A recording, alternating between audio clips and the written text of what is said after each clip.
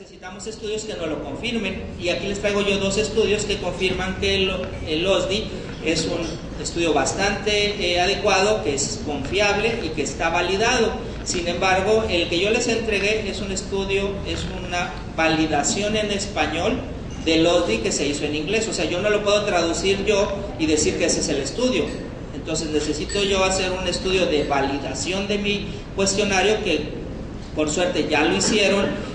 Algunos doctores de la Asociación para Evitar la Ceguera en México ya lo presentaron en ARGO, ya está validado, y entonces lo que yo les entregué es el estudio validado en español del OSDI. Entonces pueden ustedes utilizarlo con la confianza de que mide lo que dice y que es confiable.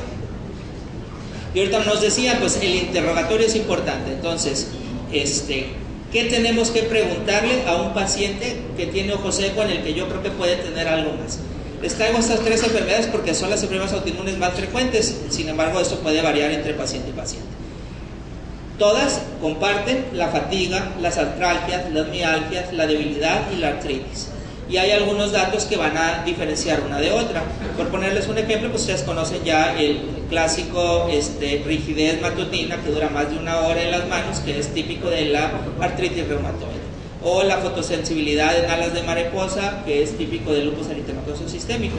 Sin embargo, el síndrome de Sjögren tiene una infinidad de manifestaciones que hay que conocer, porque se dice que esta enfermedad se tarda en promedio 10 años de que empezaron los síntomas a que un médico hace el diagnóstico. Entonces, y eso es por la falta de conocimiento y porque no tenemos datos muy característicos. De las cosas que yo le pregunto a los pacientes es: ¿tiene usted muchas caries?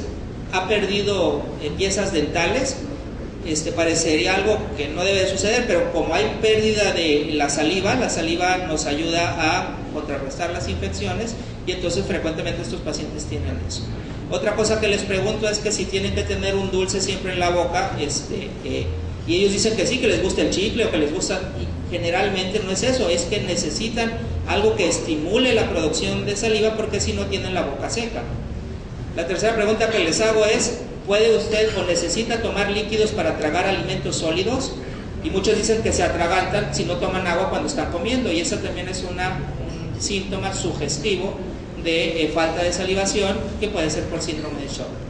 Sin embargo, como ustedes pueden ver, las alteraciones pueden ser tanto respiratorias, pueden tener ganglios palpables, alteraciones dermatológicas y otras. En relación a la exploración, debemos de recordar que hay que explorar sistémicamente al paciente. Hay cosas muy obvias, como la cara de esta paciente que tiene el lupus eritematoso sistémico, las úlceras de la paciente con lupus o las manos de la paciente con artritis. Sin embargo, hay algunas otras alteraciones que son menos evidentes y que debemos de preguntar y tratar de explorar. Ahora, a nivel oftalmológico, que es lo que hacemos de rutina, ¿qué vamos a encontrar? Les decía que la mayor parte de los pacientes, aún y con síndrome de Sjögren, más o menos un 40% de ellos van a tener alteraciones en la capa lipídica. Entonces, no esperen ver un paciente que tiene solo una deficiencia acuosa, y el hallazgo de una alteración en la capa lipídica no excluye el diagnóstico de síndrome de Sjögren. Es muy frecuente. Entonces, generalmente estos pacientes, como tienen una alteración en las dos capas, tienen un ojo seco mucho más severo. Y de acuerdo a los estudios de tinciones vitales, pues son 3 veces más en los pacientes Sjögren que los no Sjögren. Y en estos pacientes con mayor frecuencia vamos a encontrar otras alteraciones de ojo seco, como pudiera ser una queratitis filamentosa, unas úlceras corneales por ojo seco, que pues tienen características específicas, como ser muy pequeñas, ser centrales y ser circulares, que son lo más característico de ojo seco. Aquí todos me decían, bueno, pues yo hago las tinciones y el Schirmer y eso. A mí al principio decía, y bueno, ¿y qué hago primero? ¿Y cómo lo hago? Entonces, buscando en la literatura, lo que se recomienda es primero hacer el test de Schirmer. Es el primer estudio que hay que hacer cuando lo vamos a hacer, para tratar de no estimular el ojo en la producción lagrimal, porque si no sale falsamente negativo. Debemos de hacerlo durante 5 minutos, idealmente sin anestesia, y el paciente debe mantener los ojos cerrados durante el estudio. Entonces, esas son las 3 características importantes al hacer un test de Schirmer. Después del test de Schirmer sigue la instilación de fluoresceína. Yo aprendí en el hospital, porque tenía muchos pacientes, que les ponía la fluoresceína y veía que tenían. Sin embargo, no debe de ser así. Para valorar el tiempo de ruptura lagrimal lo podemos hacer luego después de ponerle la fluoresceína, pero para evaluar la tinción corneal es necesario esperar 2 minutos.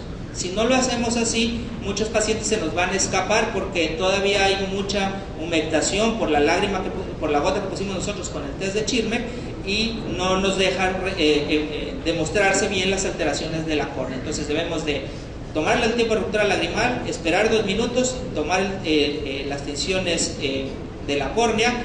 Ahora también se considera que la fluoresceína puede teñir la conjuntiva, aunque esto es más difícil, y para eso tenemos un mejor estudio, que es el verde de lisamina. Después de hacer las tinciones con fluoresceína, hacemos la valoración de la lámpara hendidura, como ya nos explicaron, viendo el borde palpebral y todas estas características, y finalmente hacemos el verde de lisamina, y este es al contrario.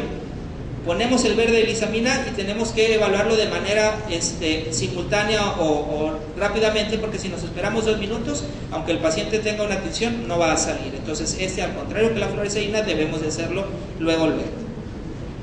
Y ahora para el síndrome de Sjögren hay este nuevo score